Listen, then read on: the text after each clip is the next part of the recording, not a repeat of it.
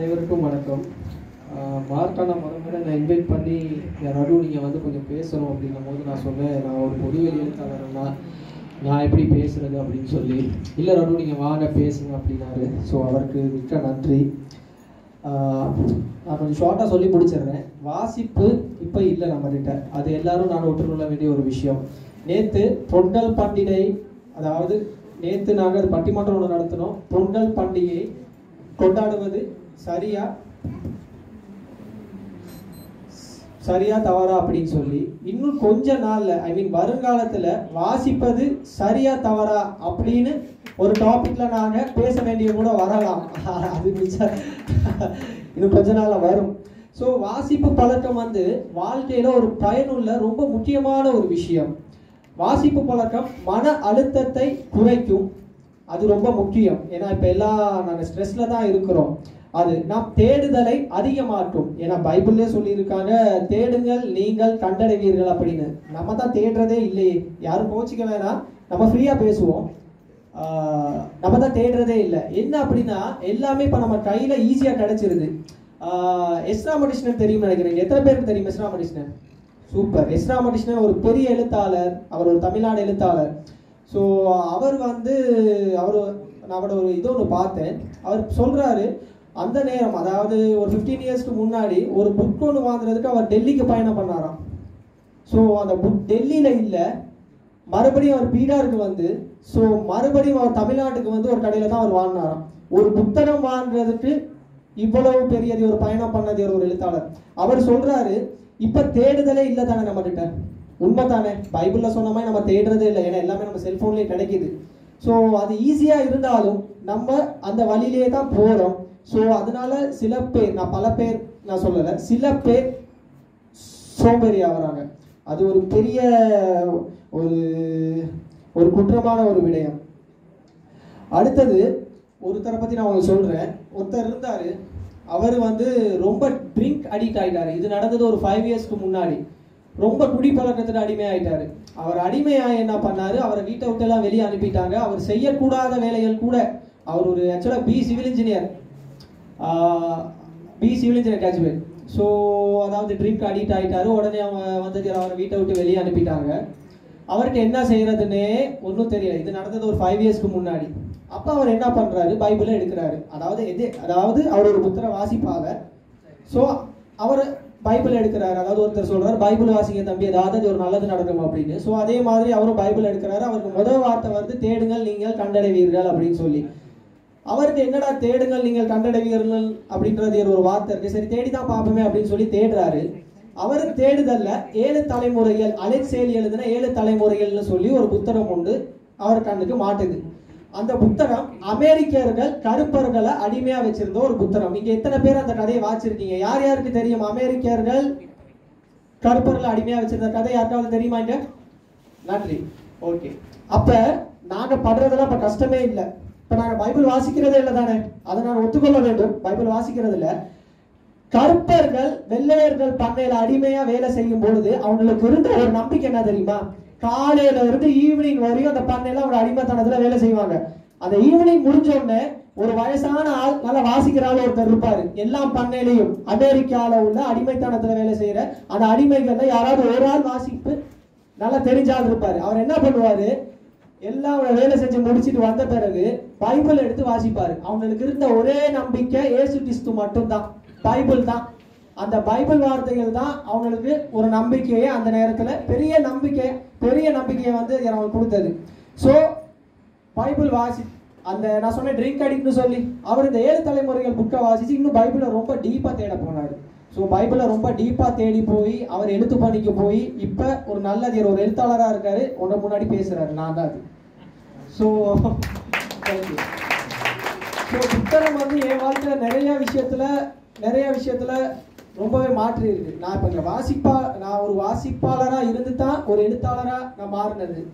So அந்த மாதிரி புத்தக வாசிப்பு ரொம்ப ரொம்ப ரொம்ப முக்கியமான ஒரு விஷயம். ஸோ நான் ஒரு பேப்பர்ல இப்ப கிட்டத்தட்ட ஒரு பேப்பர்ல ஒரு ஆர்டிகல் ஒன்று எழுதுனேன். அப்ப அந்த ஆர்டிகல் எழுதும் போது சொன்னாங்க, அதாவது என்னை இன்டர்வியூ பண்ண மாதிரி தான். ஸோ அவன் என்கிட்ட கேட்டானா உங்களுக்கு எந்த புக் ரொம்ப பிடிக்கும், அதை பத்தி கொஞ்சம் எழுதுங்க அப்படின்னு. ஸோ மிஸ்டர் மிஸ்டர் டுவெல்விங் லைப்ரரியன் இருக்காரு, அது அவருக்கு தெரியும். ஸோ என்னுடைய பேராசைன்னு சொல்லி நான் வந்து ஒரு கட்டுரை ஒன்று எழுதுனேன். 7 தலைமுறை, அதாவது எல்லாத்துக்கும் வந்து ஒவ்வொரு பேராசை இருக்கும். என்ன மாற்றின 7 தலைமுறைகள் புத்தகத்தை நான் இறந்து போனாலும் என் பெட்டியுடன் வைத்து அடக்கம் செய்யுங்கள் அப்படின்னு நான் எழுதுனேன். இது என்னுடைய ஒரு சின்ன பேராசை அப்படின்னு சொல்லியிருந்தேன் நான். ஓகே, இப்போ திரைப்படங்கள் அண்ட் செல்ஃபோன், இதில் நம்ம மோஸ்ட்லி இதை தான் பார்க்குறோம். இப்போ செல்ஃபோனில் ஒரு பிடிஎஃப் வருது, நம்ம வாசிக்கிறோம். பட் அதோட வந்து அது முடிஞ்சிருது. நம்மளுடைய சிந்தனை வளர்றதே இல்லை. இப்போ நீங்கள் புத்தகம் வாசிக்கும் பொழுது, இப்போ ஒரு புத்தகம் வாசிக்கிறீங்க, இப்போ புத்தகம் வாசிக்கும் பொழுது அந்த இடங்கள், அந்த சூழ்நிலைகளை வந்து நீங்கள் கற்பனை செய்வீங்க, நீங்கள் நிறைய சிந்திப்பீங்க. அப்போ உங்கள் சிந்தனை ஆற்றல் நல்லா வளரும். ஸோ இது மூலியமா நீங்கள் ஒரு நல்ல இடத்துக்கு வரலாம். இதுதான் உங்களுக்கு தெரியுமா தெரியல. இன்னொரு ஒரு சின்ன கதை ஒன்று சொல்கிறேன். மெட்ராஸில் 1956ஆம் ஆண்டு மெட்ராஸ் இன்ஸ்டிடியூட் ஆஃப் டெக்னாலஜி, அதில் படித்த ஒரு மாணவர் ஒருத்தர் ஊருக்கு போகணும். ஏன்னா அவங்க ஊரில் வந்து வெள்ளம் வந்துருச்சு, ஊருக்கு போகணும். அந்த நேரத்தில் அவரோட அவர் ரூம்மேட்ஸ் எல்லாம் யாருமே இல்லை, எல்லாரும் ஊருக்கு போயிட்டாங்க. இவர் திடீர்னு, அதாவது இவர் அங்கே தான் ஸ்டே பண்ணியிருந்தாரு, திடீர்னு அவர் அப்பா கால் பண்ணி இங்கே வெள்ளம் வந்துருச்சு அப்படி இப்படின்னு சொன்னார்ல. அவர் கொஞ்சம் பயந்துட்டு சரி நான் வாரேன், நான் உங்களை பார்க்கணும் அப்படின்னு சொல்லிட்டு போறாரு. ஆனால் அவர் கையில் காசு இல்லை. இப்போ அவர் என்ன பண்றாரு, பழைய மூர் மார்க்கெட் யாருக்கு தெரியுமுங்க, மெட்ராஸ் மூர் மார்க்கெட், சூப்பர். ஓ, இப்போ என்ன பண்றாரு, அந்த புக்கை எடுத்துட்டு போறாரு. ஏன்னா அவர்கிட்ட வந்து ஒரு புக் இருக்கு, அது வந்து அந்த மெட்ராஸ் இன்ஸ்டிடியூட் ஆஃப் டெக்னாலஜியில் உள்ள அந்த சார் கொடுத்த ரொம்ப வேல்யூபலான அது ஒரு புக். அது வந்து கிஃப்டா கொடுத்தாரு அந்த சார் அந்த மாணவருக்கு. உடனே அவர் எடுத்துட்டு போறாரு அந்த மூர் மார்க்கெட்டுக்கு. ஸோ அந்த மூர் மார்க்கெட்டுக்கு போனோடனே அங்கே உள்ள வந்து ஒரு சின்ன கடை ஒன்று இருக்கு, ஒரு பழைய புத்தக கடை. அதுல உள்ள வந்து வயசான அவர் வந்து இந்த மாணவனை பார்த்தா ஒரு மாதிரி இருக்கு, என்ன இங்க வா அப்படின்னு கூப்பிட்டு கேட்டதுக்கு, இப்படி நான் ஊருக்கு போனேன், என்கிட்ட காசு இல்லை, நீங்க இந்த புத்தகத்தை வந்து நீங்க அதை எடுத்துட்டு அது எனக்கு காசு கொடுங்க அப்படின்னு. அப்ப அவர் வந்து அவர் கண்ணில் தெரிஞ்ச ஏதோ ஒரு விஷயத்த பார்த்துட்டு, உனக்கு ஏதோ வந்து இப்ப பிரச்சனை இருக்கு, என்ன பிரச்சனை சொன்னா, இப்படிதான் வெள்ளம், நான் ஊருக்கு போனோம் அப்படின்னு. சரி, உன்னை பார்த்தா எனக்கு ஏதோ ஒன்று தோணுது, நான் உனக்கு ஊருக்கு போறதுக்கு அது எவ்வளவு வேணும் அப்படின்னு கேட்டுருக்காரு. இவர் சொன்னார் ஒரு 400 தான் வேணும் அப்படின்னு. ஓ, 400 தான், சரி நான் தரேன். ஆனா அதுவரை இந்த புக்கை நான் யாருக்கும் விற்க மாட்டேன். ஏன்னா மூர் மார்க்கெட்டை பத்தி மோஸ்ட்லி இது இந்தியன்ஸ் தெரியும் நினைக்கிறேன். ஒரு புக்கு கிடைச்சா அதை அடுத்த செகண்டே மாறிடும், கை மாறிடும். மூர் மார்க்கெட்ல ஒரு புத்தகம் போனுச்சு அப்படின்னா அடுத்த ஆள் அதை அப்பயே வாங்கிடுவாங்க. இவர் சொல்றாரு, சரி நான் உனக்காக இந்த புக்கை எடுத்து வைக்கிறேன், என்னன்னு தெரியல, ஏதோ எனக்கு தோணுது, நீ ஊருக்கு போயிட்டு வந்துட்டு நீ அந்த காசை கொடுத்து நீ இந்த புத்தகத்தை வாங்கி, அது வரையும் நான் யாரும் சேல் பண்ணலன்னு சொல்லி இவரும் ஊருக்கு போறாரு. ஊருக்கு போயிட்டு அதுக்கு பிறகு நேராக வீட்டில எல்லாம் பார்த்துட்டு எல்லாம் பிரச்சனைலாம் எல்லாம் பார்த்துட்டு வாராரு. அந்த 400 ரூபாவை திருப்பி கொடுத்து மூர் மார்க்கெட்ல இருந்து வாங்கிறாரு. அவர் சொன்னாரு, யார் அந்த பழைய புத்தகம், நீ வாழ்க்கையில பெரிய இடத்துக்கு போவா அப்படின்னு சொல்லி. அதே மாதிரி அவர் பெரிய இடத்துக்கு போனாரு. பெரிய இடத்துக்கு போயிட்டு இதை விட ஒரு பெரிய பெரிய ஸ்டேஜ் எல்லாம் பார்த்து அவர் சொன்னாரு, இந்த புத்தகத்தை பத்தி பேசி, அந்த புத்தகம் தான் என்னை அணுவிஞ்ஞானி ஆக்கியது அப்படின்னு. அவர் தான் முன்னாள் இந்தியாவின் ஜனாதிபதி, மாமேதை, நேர்மையான மனிதன் ஏபிஜே அப்துல் கலாம். ஒரு புத்தகம் பாருங்க, ஒரு மனிதன் என்னென்ன செய்யுதுன்னு சொல்லி ஒரே வார்த்தையில சொல்லணும்னா, புத்தகம் மனிதனை மனிதனாக்கும், ஞானியாக்கும் அப்படின்னு சொல்றதெல்லாம் வேற, மனிதனை மனிதனாக்கும். ஸோ அதனால அது ஒன்று. மற்றது கதை சொல்லும் முறை. கதை இப்போ ஐ திங்க் நினைக்கிறேன், இங்கே உள்ள அங்கிள்ஸ் அதாவது ரொம்ப வயசானவங்க இருப்பீங்க, உங்களுக்கு உங்க அப்பா அம்மா கதை சொல்லுவாங்க. எனக்கும் எங்கள் அப்பா சொல்லிட்டு வந்தார். இப்போ என் மகனுக்கு நான் கதை சொல்கிறதே இல்லை. ஏன்? ஏன்னா இப்போ எல்லாம் செல்ஃபோன் இருக்குது. இப்போ குழந்தை அழுந்தா நம்ம என்ன செய்வோம்? அதான் இப்போ பாரதியார் வந்து இப்போ உயிரோட இருந்திருந்தா, ஓடி விளையாடு பாப்பா நீ ஓய்ந்திருக்க பாடுங்க, ஓய்ந்திருக்க லாராது பாப்பா அப்படின்னு பாரதியார் சொன்னார். ஆனால் பாரதியார் இப்போ இருந்திருந்தா, இந்த டிஜிட்டல் உலகத்தில் வாழ்ந்திருந்தா, அவர் சொல்லுவார், செல்போன் பாவிக்காதே பாப்பா, அது உன்னை ஓய்ந்திருக்க வைத்து விடும் பாப்பா அப்படிதான் சொல்லுவார். ஏன்னா இப்போ அப்படித்தான் இருக்கு. இப்போ ஒரு குழந்தை அழுதா கூட நம்ம என்ன பண்ணுவோம், நேராக யூடியூப் போவோம், கார்ட்டூன் போடுவோம், நம்ம ஒன்று கையில் கொடுத்துவோம். அதே மாதிரி சாப்பிடும் போதும் அப்படித்தானே. இப்போ கதை சொல்லும் முறை இல்லை. அதே மாதிரி விளாடிமிர் அப்படின்னு நீங்க யாருக்கா தெரியுமா? விளாடிமிர், ஓகே, விளாடிமிர், நோ நான் உங்களுக்கு சொல்றேன்.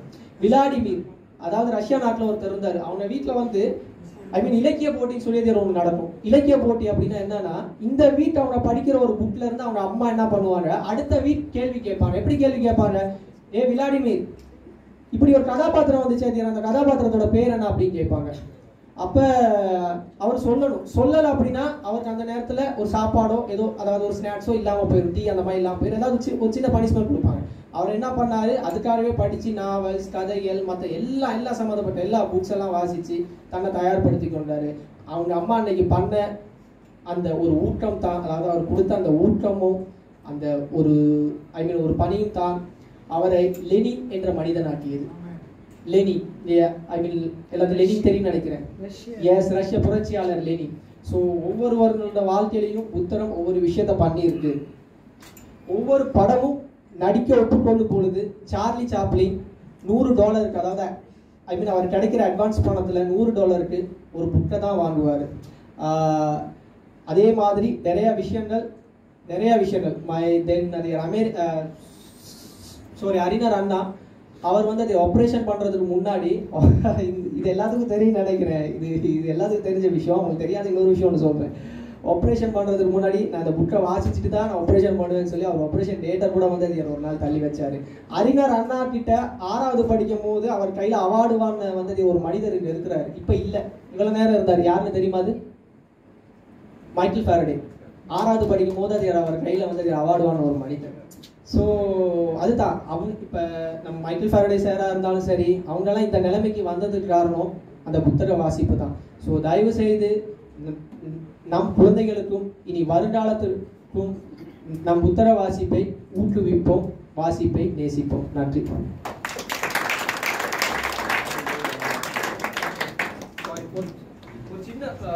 ஒரு சின்ன விடயம். இது நான் ஒரு பழைய புத்தக கடையில இருந்து நான் எடுத்தேன். 1978ஆம் ஆண்டு CLS கிறிஸ்துவ இலக்கிய சங்கத்தால ஜெயகாந்தன், அகிலன், நாபார்த்தசாரதி, ராஜகிருஷ்ணன், மாதவையா அண்ட் கல்கி அவங்கள மாதிரி உள்ள பொதுவெளி எழுத்தாளர்களை பற்றிய நாவல்களை பற்றி நல்ல விமர்சனம் பண்ண ஒரு புத்தகம். ஸோ தயவு செஞ்சு கிறிஸ்துவ எழுத்தாளர்களும் பொதுவெளி எழுத்தாளர்களாக வரணும். அப்போ தான் நம்ம ஆண்டவருடைய மகிமை மேம்படும். நன்றி.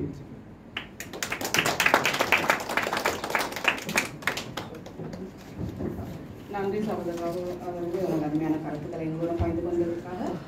அடுத்த நிகழ்வாக நீங்கள் அவருடன் எதிர்பார்த்து காத்திருக்கும் பாட்டு போட்டி நடைபெற உள்ளது.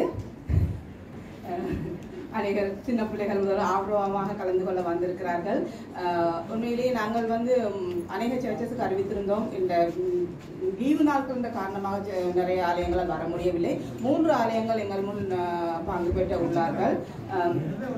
இது நாங்கள் இன்னும் அடுத்த இதுக்கான தலைப்புகளை நாங்கள் இயலிசை நாடகம் என்று சொல்லி தாளலயம், வில்லுப்பாட்டு ஆகிய நிகழ்ச்சிகளை கூட ஆலயங்களிலிருந்து கேட்டிருந்தோம். நேர குறைபாடு காரணமாக கீர்த்தனை